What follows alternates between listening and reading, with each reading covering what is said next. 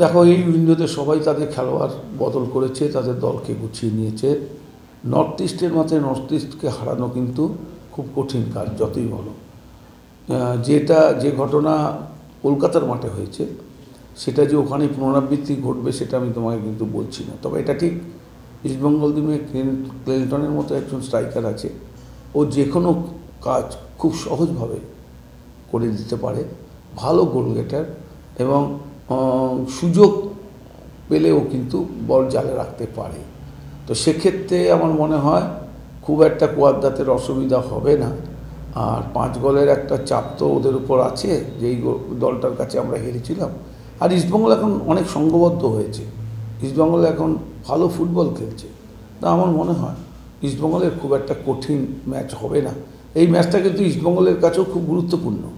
ওপরের দিকে যদি আসতে হয়, আমি তোমাদের কাছে আগেই বলেছিলাম যে রিটার্ন পর্বে ইস্টবেঙ্গলকে তোমরা আরও ভালো জায়গায় দেখবে, এটা কিন্তু তোমাদের কাছে আমি আগেই বলেছিলাম, এবং সেটা তোমরা সুপার কাপ থেকেই টের পাচ্ছ।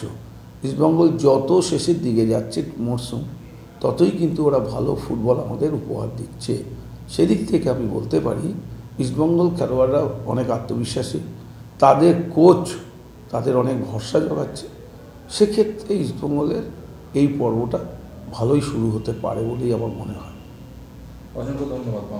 Extra time.